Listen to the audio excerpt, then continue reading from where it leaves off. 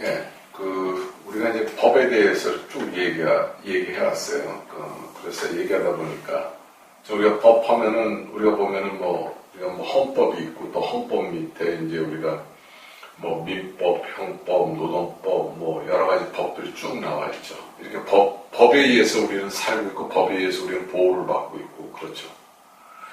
마치 우리가 길에 차선이 있으면은, 예, 차선이 있어서 그 차선만 지키면 우리가 안전하게 운행을 할 수 있듯이, 예, 법이 그런 역할을 하고 있었던 거죠.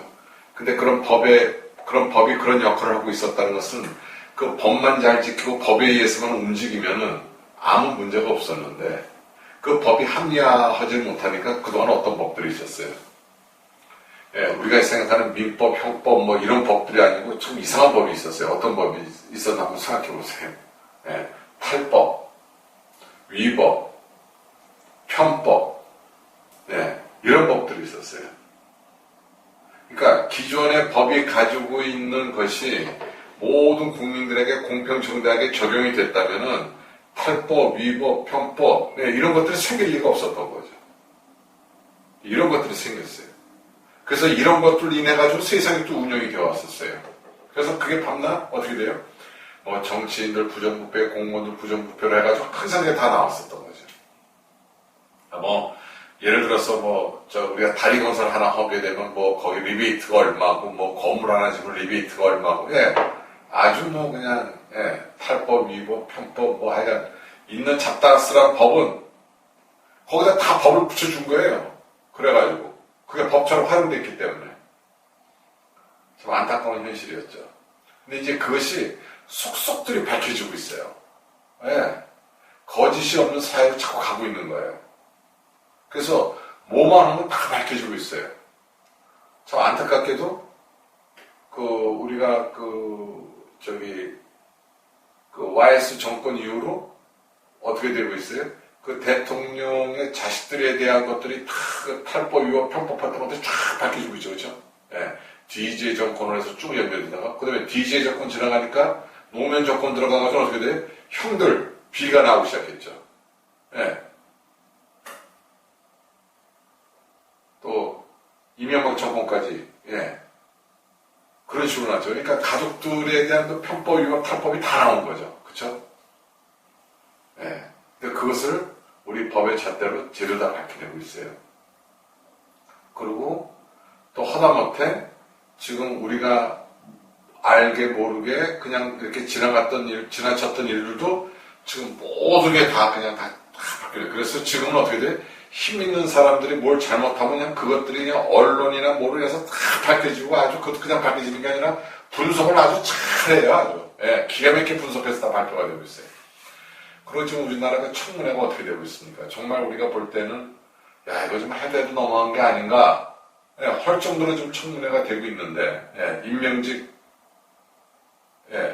임명직 공무원에 대해서 좀 청문회가 정말 잔인할 정도로 지금 진행되고 있는데, 그래도 더 해야 된다고들 그러죠. 왜냐하면 높은 도덕성을 요구하는 거죠. 예, 이제 뭐든지 투명하지 않으면 안 된다는 거죠. 이런 시대로 가고 있는 거예요. 이제는 어떻게 돼요? 선출직은 지금 이제 말하자면은 대통령 정도 선거할 때만 돼서 인적사항에 대해서 우리가 아주 세밀하게 정말 국민 차원에서 청문회가 진행됐었는데, 말하자면요. 국민 차원의 청문회가 진행됐었던 거죠. 예, 언론들이 가만히 있질 않으니까, 다 밝혀냈으니까. 이제 앞으로는 이제 선출직도, 예, 엄청나게 정확한 아주 잣대로 청문회가 이루어질 거예요. 예, 국민들이 이제 거기까지 들어갈 거예요. 이제 국민들이 점점 국가의 녹을 먹는 사람들은 선출직이든 임명직이든 아주 그들에게는 아주 공인으로서 갖춰야 될 도덕적 국민들이 보는 수준, 높은 수준을 지금 요구하고 있는 사회가 돼버렸어요, 이제는.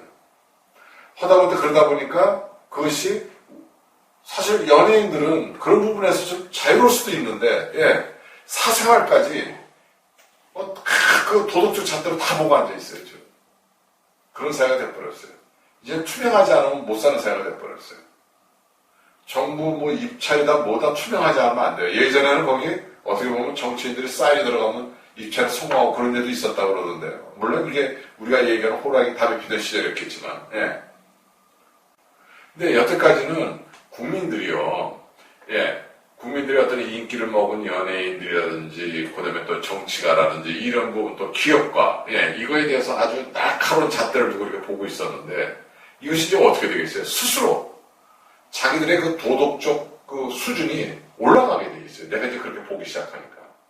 근데 우리가 실질적으로 좀 길거리 이렇게 강남이나 이렇게 가서 보면은, 그 이렇게 뭐 버스 타는 이런 데다 보면은 길거리에 보면 쓰레기통 같은 게 있는데, 거기 보면 참 우리 지금 요즘에 테이크아웃해서 커피 잔도 들고 다니는데 그냥 아무데나 널려 있고, 담배 그냥 아무데나 널려 있고 좀 이렇잖아요.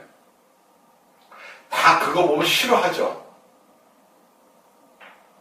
싫어하는데 실질적으로 불편하니까 그냥 아무데나 던지고 아무렇게나 하게 돼 있는 거죠. 지금 그러고 있으면서 우리가 스스로 좀 어떻게 하냐. 우리 실제로 생활을 그렇게 하고 있으면서 쓰레기도 그렇게 마음대로 버리고, 예, 이런 사람들이 있다는 거죠, 우리 주위에.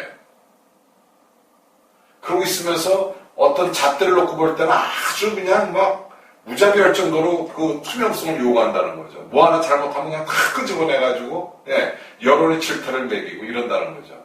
그리고 정확히 알지도 않는 사실 가지고, 예, 그 사람들 아주 곤욕스럽게 만들어져. 악플을 달아가지고.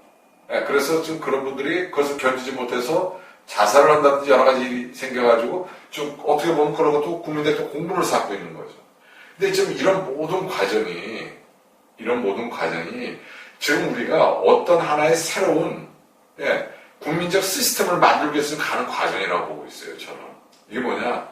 이제 국민들 마음속에 양심이 자리 잡는 시대로 가고 있다는 거예요.